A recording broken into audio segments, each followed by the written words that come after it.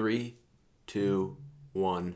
Welcome back. Okay, so in this podcast, I'm gonna go over fishing during the summer, or I guess it's just fishing for finicky striped bass, and it's a thing that is what a lot of people deal with when they fish. They deal with having bass that are very difficult to catch, because a lot of the times people are fishing. A lot of the time people fish during the day because they can't afford to be fishing at night for whatever reason. So in this podcast, I just want to go over like how to get finicky fish to eat, because it's very difficult to do. It's sometimes even difficult to get schoolie bass to come up and hit your lure. And sometimes they're under the water. Sometimes they're 30, 40-pound bass under the water during the day, and they're just not feeding, so they won't come up and hit your plug. How do you get those fish that are not feeding to come up and hit your plug? And the cool thing is, I literally, the biggest fish I ever caught, I caught in the middle of the day. But at the same time, that was at the Cape Cod Canal, and I no offense to anyone that fishes the Cape Cod Canal, but as many of you know, it's not the hardest place to catch fish in the middle of the day. So when it's much more difficult to catch a really big fish off of any just coastline structure. I don't care if you're in Montauk, New York, or you're in wherever else there's a mecca, I guess. The Cape Cod Canal, I feel like the Montauk and the Cape Cod Canal are like the two big fish places. And then it's, of course, a lot easier to do when you're out in a boat. And a good way to catch really big fish is to follow bait patterns. And that's something that is really it's just so hard to gauge. You just got to be lucky to be there.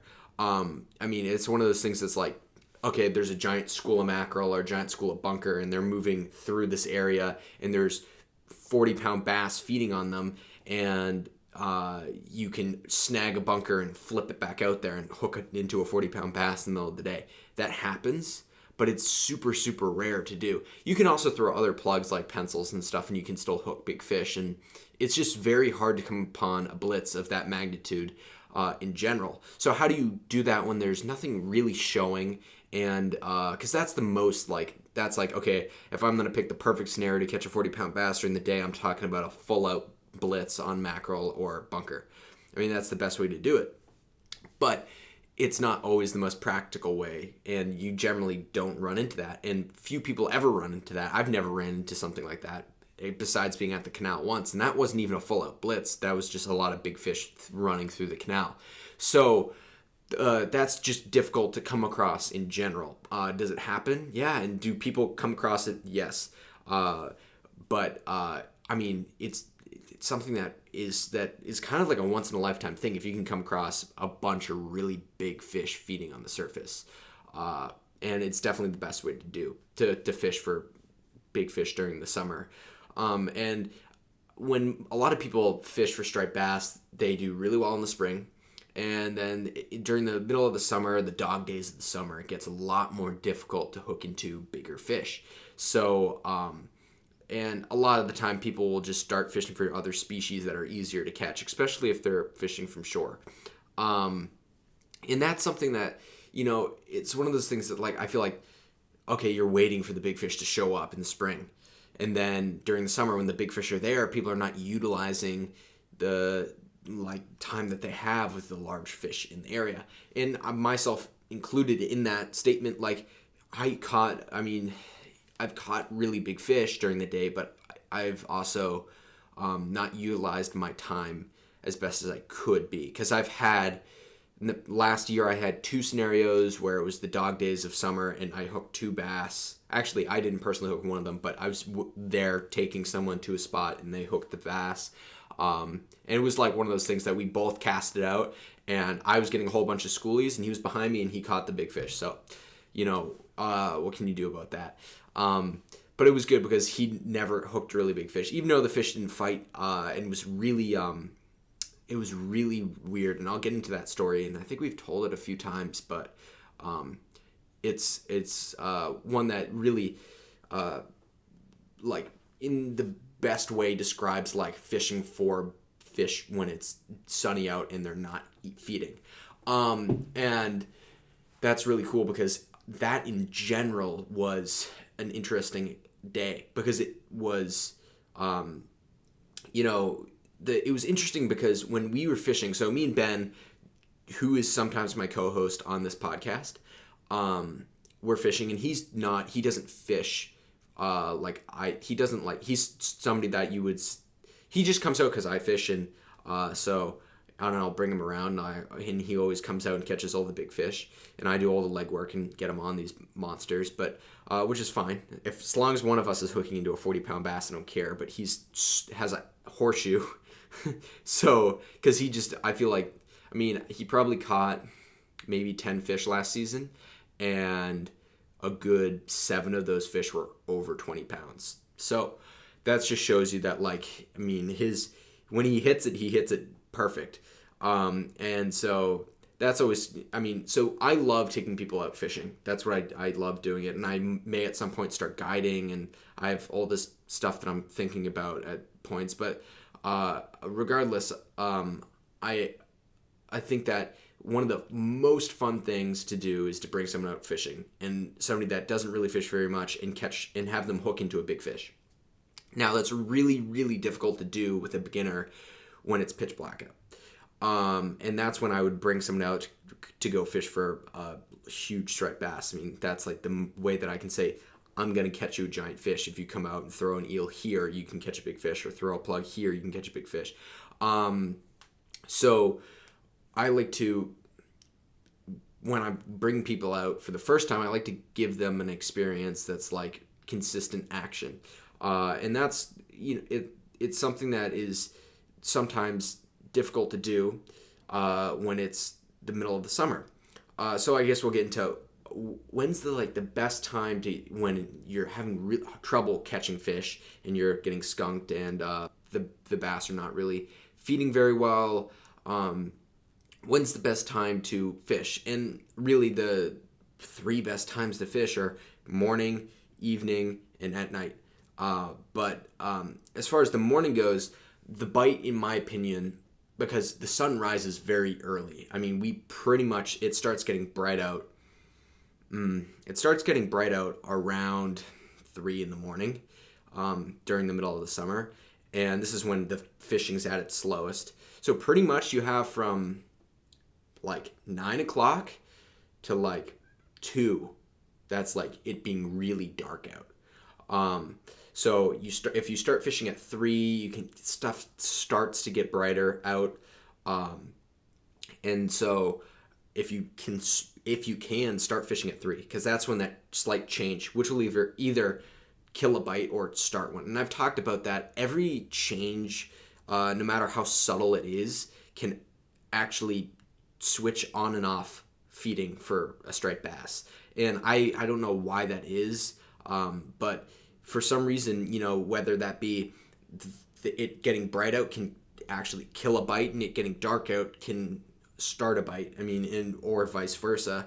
With that being said, I've had I preach every rule in striped bass fishing can be broken, because a lot of the time you'll be fishing and you'll be catching fish, and you can catch fish all the way through tide swings, or different tides, and through different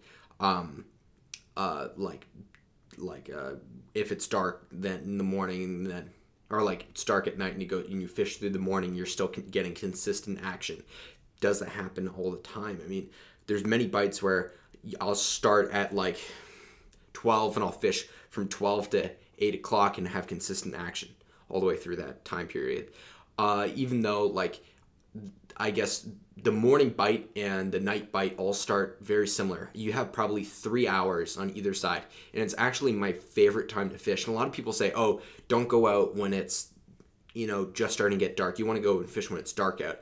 I think that when the bass are at their most aggressive is when it's swinging from it being bright, from sunset to dark. I think that is a bite. And I do think towards the end of that, sometimes it will slow down. And when it gets dark, you fish for 30 minutes and you're not catching anything. All of a sudden, the bite will pick back up again. I mean, that happens. It definitely happens. And so if I'm like bringing someone out for the first time and I want to get them consistent action, I'll say, how early are you willing to wake up? Generally, I can get them out there around 4. And if I can get them out there around 4 and I can get them on a good tide with good wind, and I'm 100% confident no matter what time of the year it is that I can get them on a big fish. And so it can be very difficult to be like, I guarantee you there's going to be fish biting, because again, you can't really guarantee anything in the sport, but it definitely increases the likelihood of there being fish feeding. Whether that changes depending on like the weather out is really up in the air. And something that is really important is the weather, but I'll get into that in a second, because the weather can affect everything. But the subtlest, I guess the most subtle change is going to be a few hours in time for sun like rise. Within a few hours, it's going to be a little bit brighter out. From 3 to 4 or 5 in the morning, it's going to be a little bit brighter out. But that subtle change could, in fact, start or end of bite. So I like to start fishing in the morning, and I guess we can get into plugs that I love throwing when it's summer. And one of the plugs that I throw all the way through the summer, and I really got into this year, was I call it the spook style plugs, or plugs that walk back and forth.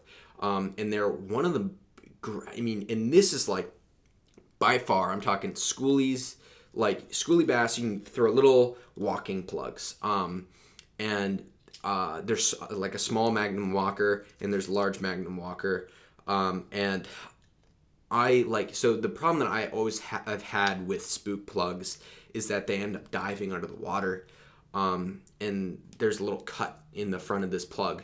So when you work it back and forth across the surface, it doesn't end up diving under the water, which is so awesome, because it beautifully walks across side to side instead of diving under the water, which is very concerning when you have a giant fish waking on the back of your plug and you're trying to work it and you get excited and you mess up your timing, and it not being a forgiving plug and it not staying, even though you might not get a perfect side to side walking action with the plug, and you might just get it to jump forwards.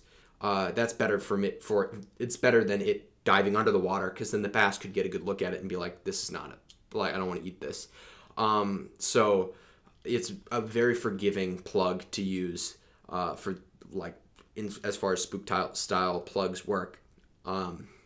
So they're awesome because you work them pretty slowly. You can work them all sorts of ways. I kind of like to just work it back into itself, but you can pop it one way and have it jump in one direction, and you can let it sit and then pop it the other way and let it sit. And there's all sorts of stuff. You can be working it and then stop it, and then work it a little more and then stop it. But what's going to happen is that fish that's following your plug is going to, be thinking, okay, it's a wounded bait fish. If you've ever snagged bunker and you've hooked them and let them swim around, a lot of the times they'll swim up on the surface, and then when they get close to death and they see a fish coming up to eat them, they'll jut across the surface and stop. It looks very similar to a spook. And that's why I think that a lot of the time when the bass are being very finicky, you have something that is slower, lackadaisical on the surface. It's gonna trigger that bite that is very difficult to get. Sometimes you can't get that with a pencil. That being said, sometimes the pencil is the only way to call in a bass. But I'll get to that in a second as far as the way the bass are reacting to certain plugs. But sometimes in early morning, my two favorite plugs to really throw are spook style plugs, and if I can get this out here, the other one that I love throwing is large Danny plugs, especially on the surface of the water.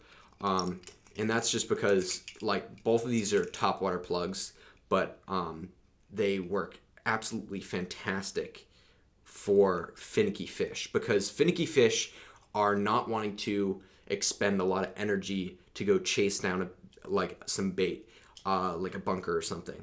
And a bass that's aggressive will also hit a slow moving bait, but so it doesn't hurt you in any way, but it helps you when the bass are being like are not feeding, but they see something slowly moving in their strike zone above their heads through the water, and they're looking up at it, and this thing is slowly moving in front of them, and they're like, why am I going to pass up a free meal here? Even if they're full, a lot of the time, the plug will be working, and it will be in their strike zone for so long that they can't resist it, and they go up and hit it. Same thing with the pencil, same thing with the spook. It's in their strike zone for such a long period of time that they just can't resist it. And they're very curious creatures as well, so they'll actually come from pretty far away to check out disturbances on the surface of the water. And I would not be afraid to throw this in very choppy and wavy conditions. If you can get it out to the strike zone, sometimes this is what they want.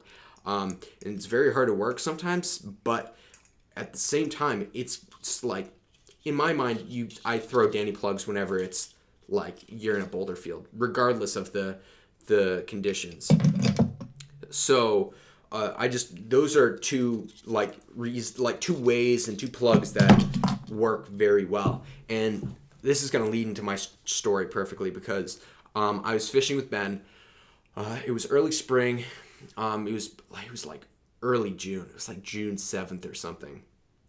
And for us in Cape Ann, we don't really see bass up to 30 pounds until maybe late June. But there are very, very small percentage of bass that are 30 pounds that make their way up with that first rush of fish. And it's super, super unlikely that you get one that big that early. And I mean, I read reports online, and I never follow reports.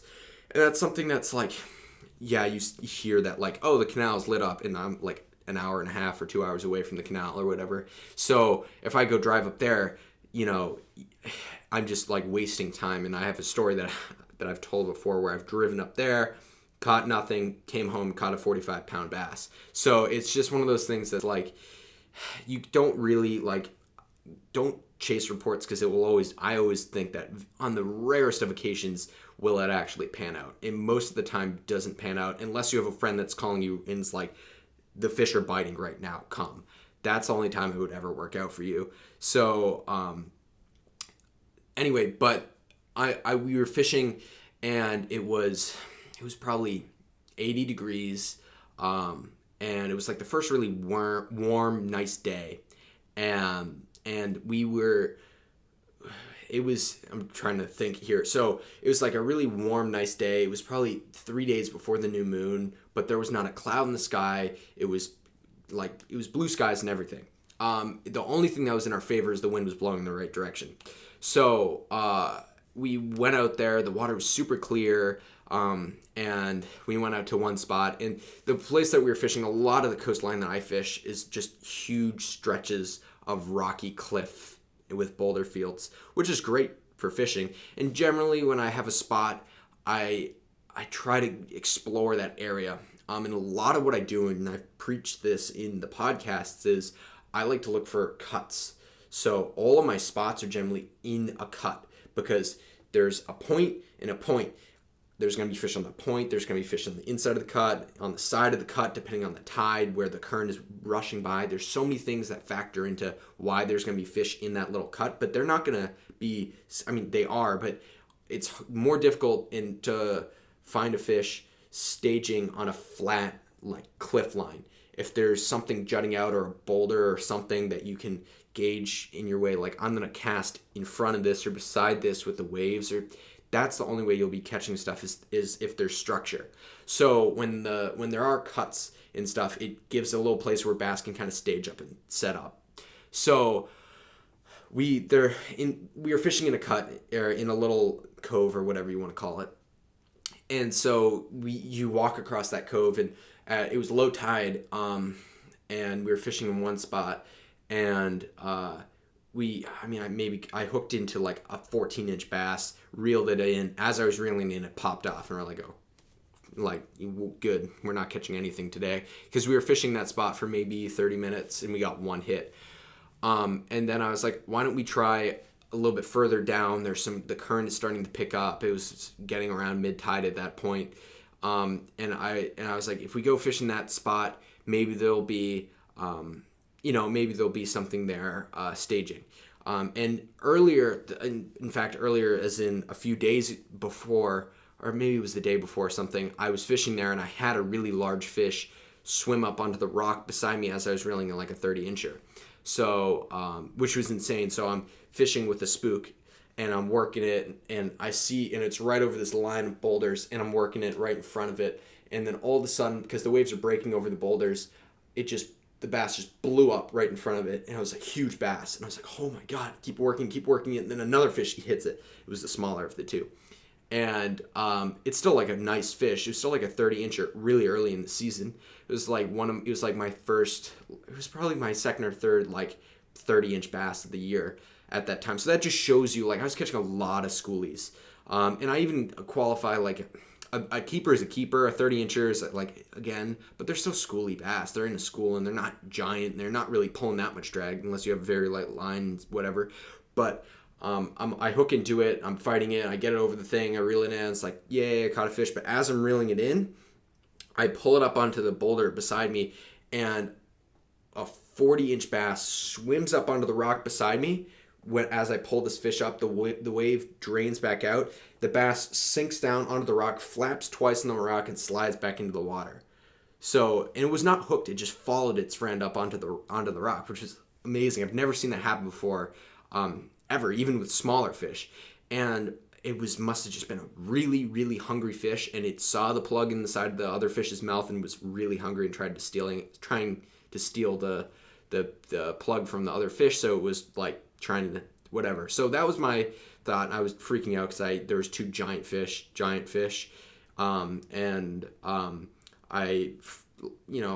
was a great fish, and I let that one go, and I fished there. I didn't get anything else really that day. But a day after, we're in the same spot, and I say, last time I was here with the spook, I hooked a big one, and Ben was working a pencil, and I was like, do you want the spook? And he's like, no, I'm gonna stick with the pencil.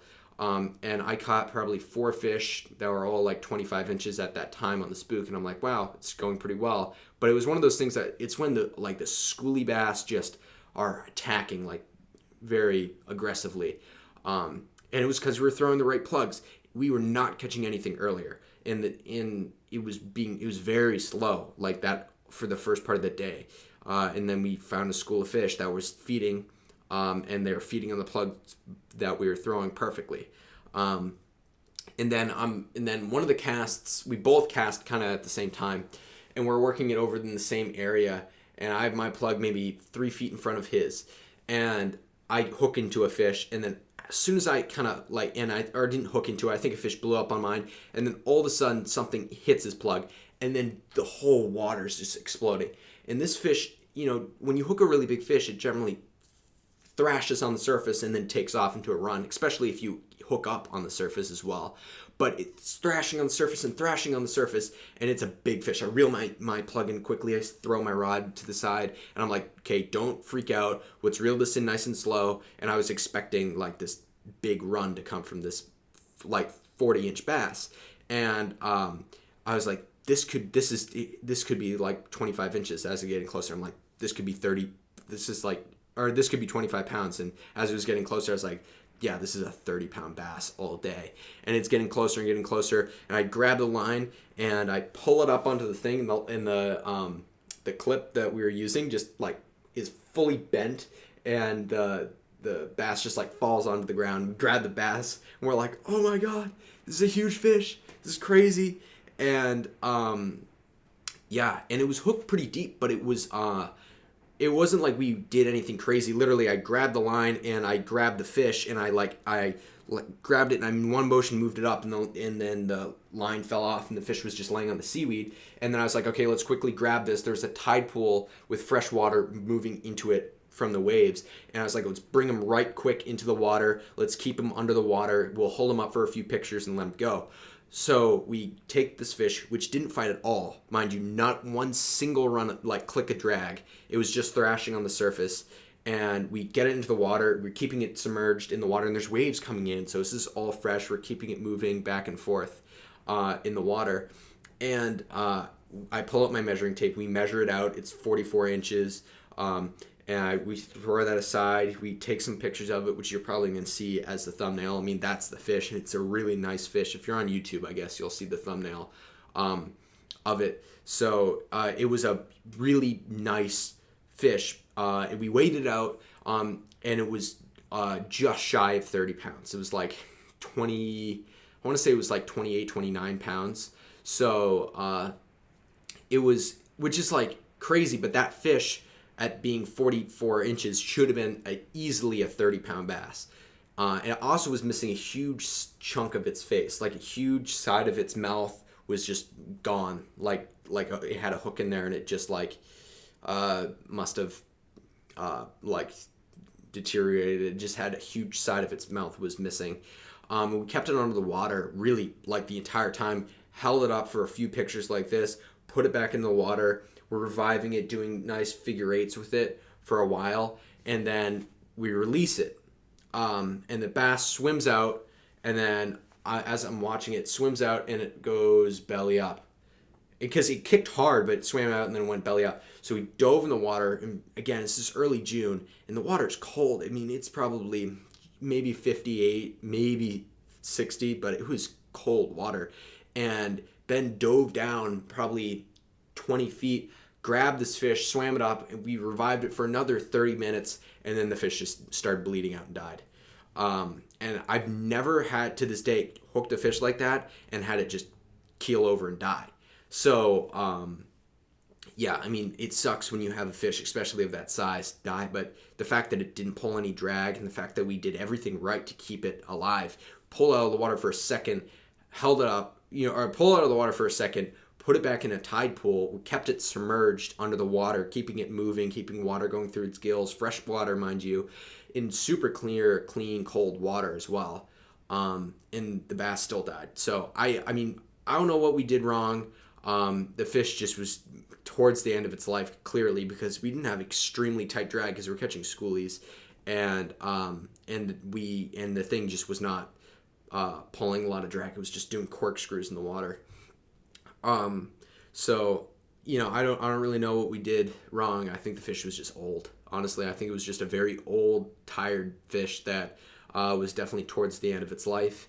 And we tried everything we could. But that story is very perfect because that time of the year, the bass are a little bit more aggressive, yes, because the water's cooler.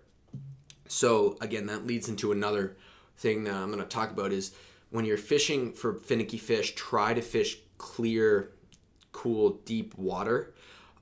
So that's not always the easiest thing, especially if you only live near sandy beaches. But if you do live near sandy beaches, try to find places where there's big drops and troughs. And if you can, swim out as far as you can to sandbars and fish off those sandbars, because a lot of the time the bass will be swimming along the sandbars or sitting in the troughs, and you can be neck deep staying on this thing casting over your head, and you can still hook a 40-pound bass a few feet in front of you in a deep hole using a pencil or using a spook, because the fish are still feeding and they're trying to stay cool and deep as they can, but they do have to come close to shore sometimes to push bait up. So it's sometimes pretty difficult, and also you have to be aware of current and everything, so don't do anything too crazy. But that's definitely a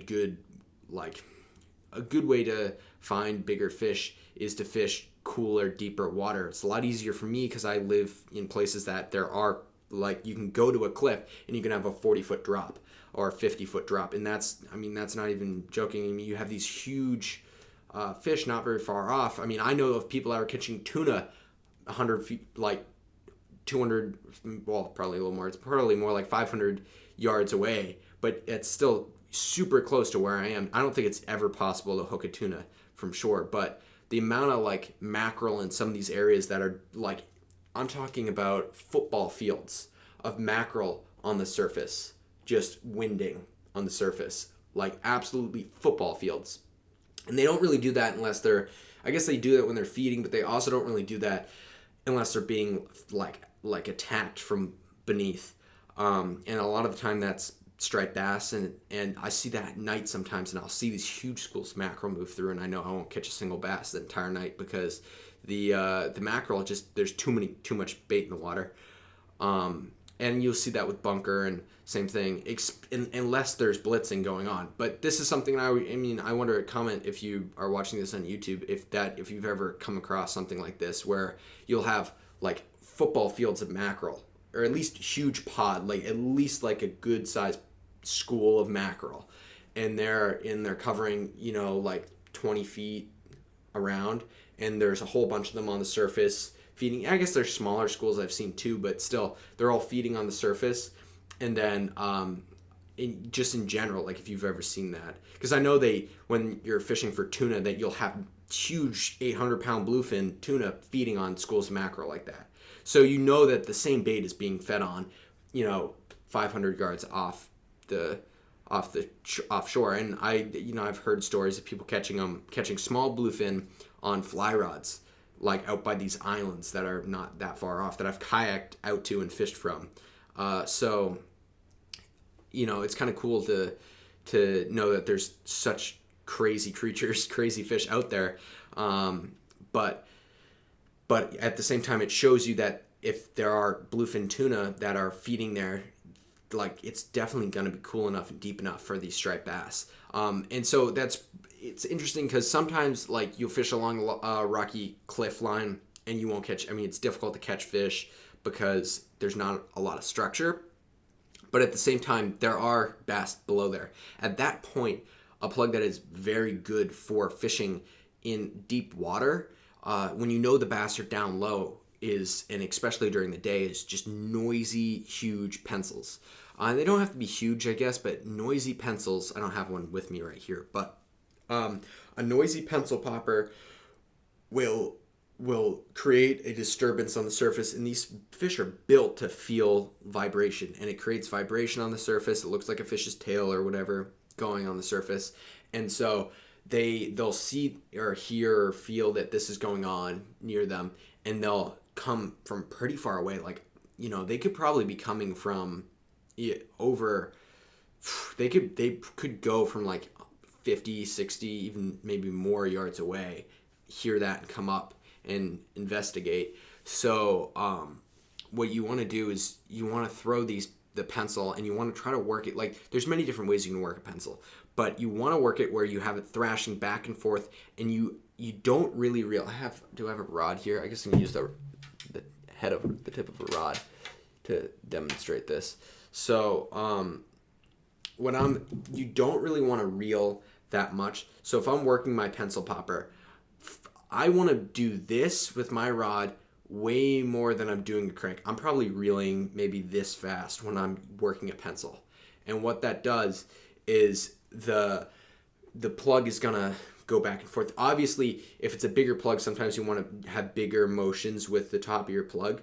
But I pretty much say it's like maybe 2 or 3 like bows of the rod, depending on how fast. You could be working it really, really fast. But if you're going like this with it versus when you're going really, really quick with it, you want to be working it at a speed where you have, if I'm working a bigger pencil, I'm going to be working it slower. So I'm working probably every 3 times I move the rod tip up and down, I'm doing 1 crank. And so it's about that, and that depends on how you can make the plug walk back and forth. But you want it to be throwing as much water and trying to, and disturbing as much as possible on the surface. That seems to be the best way to get these fish to come in, because if you think about it, you're having this plug that's going like this on the surface, although if it's moving, it's probably moving, it's crawling across the surface. It's moving super slow across the surface. Even though the thing's going like this, it's moving super slow across the surface of the water, creating that disturbance that will call up the fish. And also, it means the most fun thing to watch, because these fish won't only eat it with their mouths. I have video and I've seen the bass come up and they'll slap the plug with their tail trying to kill it. They'll hit the plug up in the air, 6 feet in the air. I had one day where, and I've told the story a handful of times, but it's so cool. I'm going to tell it one more time. Where I had this fish hit the plug up in the air 3 times on my retrieve, and then it launched it, and it hit and landed on a pile of rocks. There was like a bunch of boulders sticking out of the water, and I cast down the line of the boulders, and I'm working this pencil, and this is a huge fish. This is a 40-inch bass, and it's hitting this plug 4 feet, 3 feet, 4 feet, 6 feet out of the water onto the side of a rock, and I'm pulling it back from the water. It had seaweed on it, but I'm sure if I pulled it back into the water, the fish still would have gone after it. So and that's the thing. So when the fish first hits it out of the water, the first time it does that, when it lands on the surface, I'd say try to work it as violently as you can, just in one spot, and sometimes the bass will come up and hit it. But then you can try different things. If the bass is still just swirling behind it, then try stopping it and pausing it and seeing if the bass hits it. So there's different retrieves that you can do, but I find that if you can do a very aggressive, loud retrieve, then sometimes the bass will come up and hit it. So, but one thing to keep in mind is when you're fishing, I like to have one pencil and one spook style plug in my bag at all times if I'm fishing during the day. And the reason for this is they're good complementary plugs. They're very different, but also very similar in the same aspect, where if you're fishing a pencil and you're having a bass and you have a lot of fish swirling on it, and yet they're not coming up and committing to hit it, switch over to the slower moving spook, and maybe that will be the ticket. And a lot of the times it is. I've had so many times where I've thrown the spook, and I'm just working it nice and slow across the surface of the water, and they're not hitting it, and I switch over to a pencil, and they want that more aggressive retrieve, and vice versa, where I'm fishing a pencil and I'm getting all sorts of swirls, and these bass are not hitting it, and I'm getting frustrated because I'm working the pencil in all these different ways, and the bass are just still not hitting it, and I switch over to the spook and I catch 20 fish in a row. So again, always experiment with what you're fishing with, and with like the spook being such a great plug for like just switching back and forth with pencils. Like that's a great plug for that. You can even do it the same thing with the Danny plugs. You can have them working up on the surface and they're not committing to it, so switch over to something a little bit faster like a spook or a pencil. So complementary plugs are something that is a trick to also trigger a bite. So I've talked a lot about plugs working really well, but another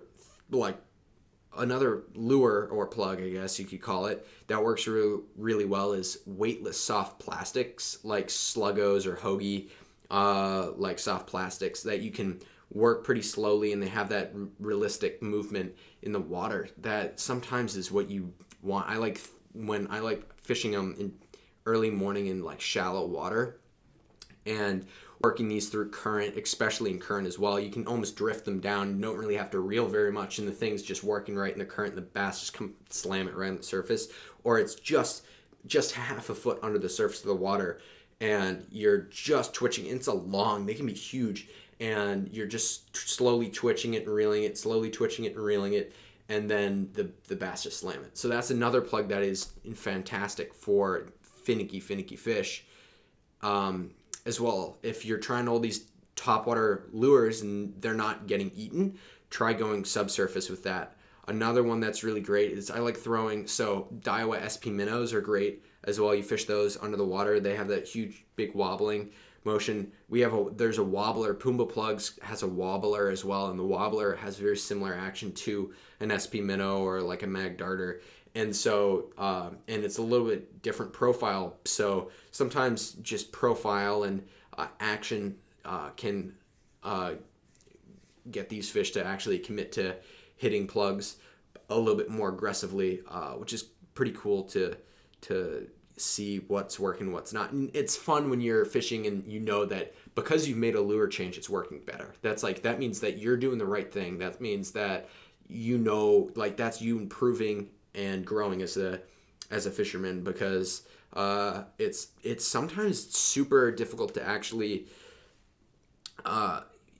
know when to make that change. And I get that a lot, like when people ask me about like making the switch from fishing with a plug, when do I switch to fishing another plug? And it's pretty difficult to know when to make that switch, but it's much easier when the fish are being very like you see them swirling and they're not feeding, then you know that you should make the switch. But when they're not swirling on your plug, when do you make that switch? I pretty much will fish a plug for like 25-30 minutes, and if I'm not getting any action, then I'm going to switch it up. And the reason I fish a plug for over 20, I guess it's more like 20 minutes, but the reason I fish one plug for over 20 minutes is if I have like full and complete confidence in that lure for working, if there's bass around.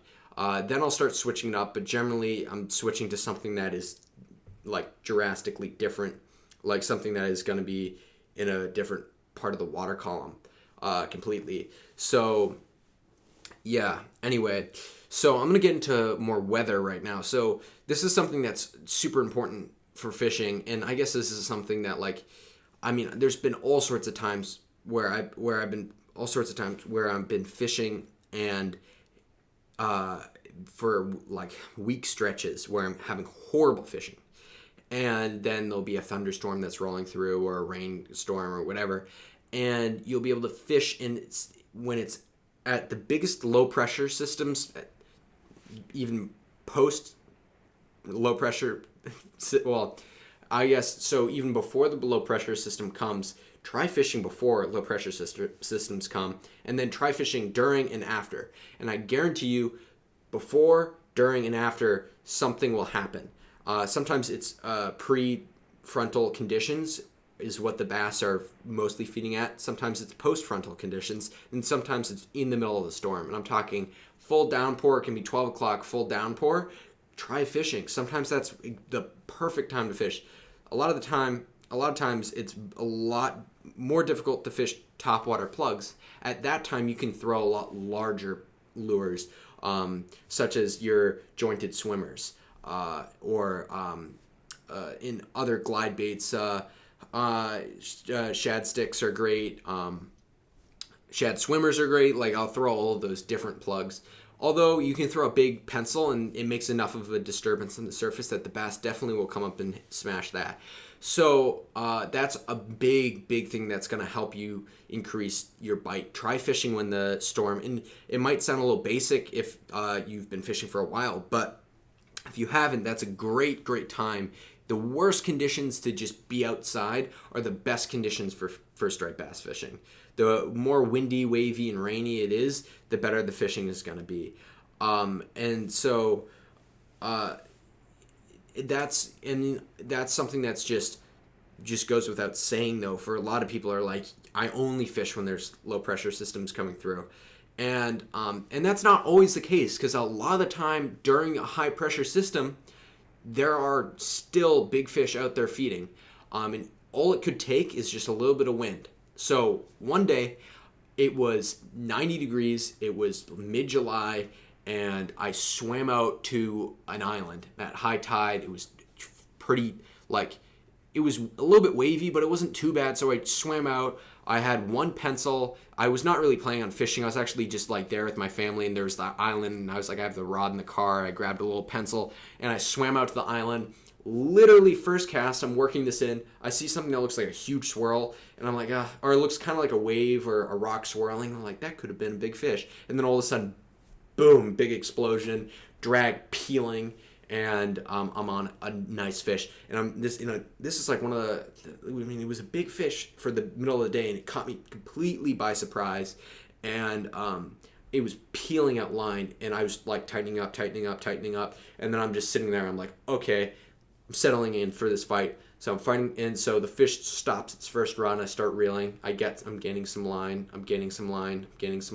Goes into its second run. Peeling out line. And then I get it back up. I'm working it back up again. And then it goes to another run, peels up line, and then snaps. And I'm like, so pissed because I was so excited to hook a big fish, and I was super excited. So, but it snapped off. I was like so upset with myself for not being able to land that fish. And since the day I've not thrown 50-pound leader. Since that day I've not thrown 50-pound leader. And the reason for that being is that implanted in my mind as being like, you can never not be prepared to hook a big fish ever again. You always have to fish knowing that you're going to hook a big fish. And generally I'm not fishing just to like on a whim. Like generally I'm fishing to catch a large fish. And that's something that can get really toxic in your mind, to be like, I need to catch a big fish. And sometimes it makes you enjoy fishing less when you're focusing so hard on trying to land that trophy fish, that catching a 30-inch bass, you're like, can't believe this 30-inch bass ate my plug, and just throw it back in the water.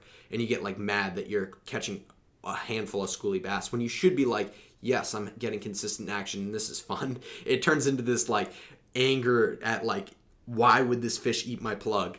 But anyway, that's beside the point. Like, always be like excited to catch fish, because when you're sitting in the middle of the winter like I am now, I'd kill for a 12-inch bass to hit anything. I don't care what I'm throwing. I'd kill that hook a 12-inch bass right now. And so, it's one of those things that implanted in my mind so much that since then, the lightest leader I've ever thrown since then is 60-pound fluorocarbon. I was fishing 50-pound mono from a big spool, and I just tied it onto a thing, snapped off. Was fishing 60 ever since then, and did not lose a fish the entire rest of the season due to gear failure. And come to think of it, I don't think I lost a single fish that was over 35 inches the rest of the entire season. I landed every single big fish, and I had some incredibly like there's no way I'm landing this bass, because it's got me around a rock for 6 minutes and I'm trying to figure out a way to get the line off this rock, and I'm pulling lightly and I'm loosening my drag and opening my spool and jumping in the water, and then finally land like a 45-inch bass. And that's something that like is so shocking, that my ability to get more comfortable, the more big fish I caught, the more comfortable I was catching big fish. So I ended up landing all the big fish. And that's why we used to have the worst track record, the worst. We used to lose, and I'm talking just about like me, my family, or whoever I was fishing with. I felt like whenever I was fishing with someone, we'd always hook, if we ever hooked into like a really truly large fish, like a bass over 35 inches, we'd every single time lose it. So it was really crazy to be able to land every single bass that was over 35 inches the entire year. And I mean, I caught a huge number of fish that were over 35 inches since that point. And it was very like lucky that I only lost that one. And it wasn't even that big of a one in general. So it was, if I had to guess how big that fish was, I would say, judging by how many runs that it took, and judging by like the fact that it snapped 50-pound mono that was freshly tied, like right in the middle, and not having taken me into a rock, it had to have been, with the drag that I had, which was tight but not like crazy, it had to have been at least a 40-inch bass. And I don't think it was over probably 45 inches. It was probably between 40 and 45 inches. So that was about the size of how big that fish was. But it was still incredible to actually hook into a fish like that. I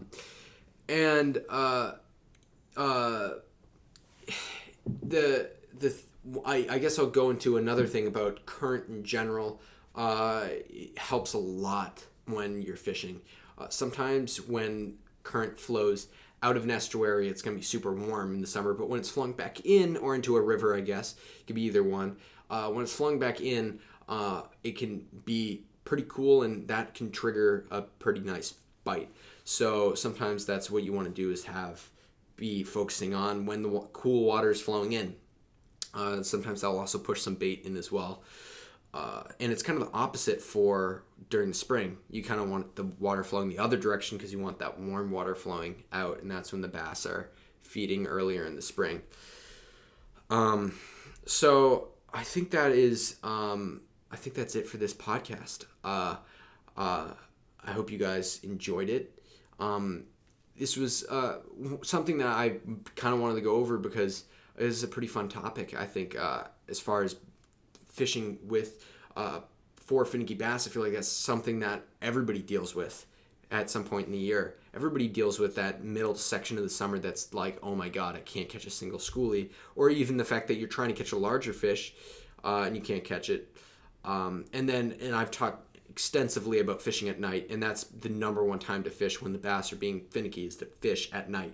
And I have a whole podcast dedicated to how to fish at night and when, and also moon phases help. And I've talked extensively about that, so just dig into any of my other podcasts, and 90% of the time I'm talking about moon phases and fishing at night, because that's really what you have to do to catch really large fish.